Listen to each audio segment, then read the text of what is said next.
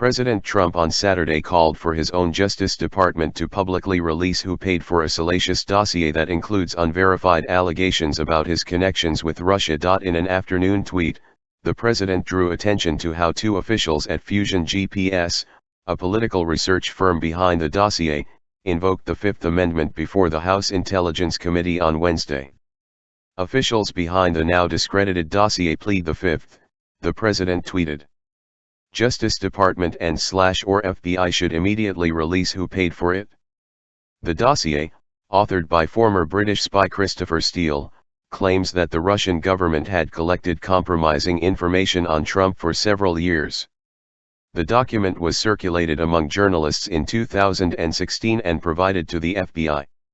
Trump has called the report false. Fusion GPS has gone to court in an attempt to block a House committee subpoena for the company's banking records. Firm behind Trump dossier goes to court to block House subpoena for bank records. House Intelligence Committee Chairman Devin Nunes, R. California, had issued a subpoena on October 4 for those TD bank records.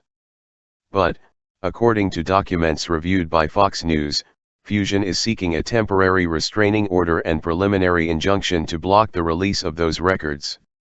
Fusion's filing in the U.S. District Court for the District of Columbia claimed that complying with the subpoena would deny plaintiff and its clients their rights to free speech and expressive association as guaranteed by the First Amendment to the Constitution.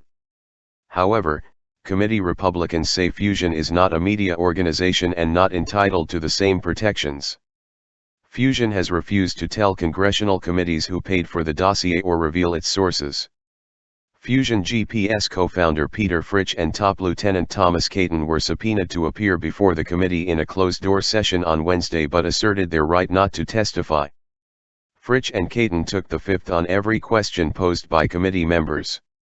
Another co-founder, Glenn Simpson, is under subpoena for a later date.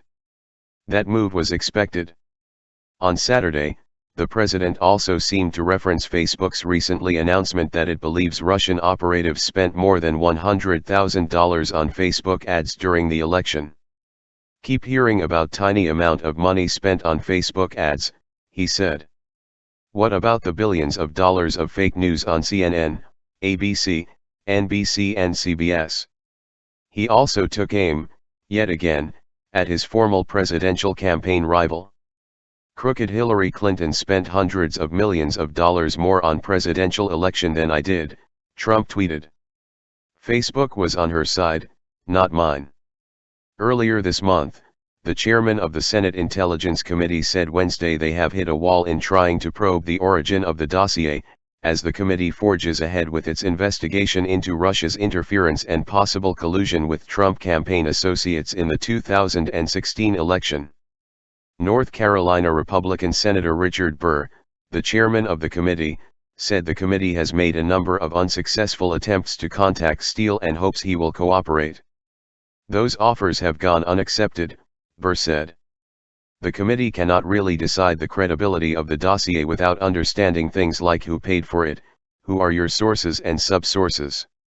Fox News' Alex Pappas and Catherine Herridge contributed to this report.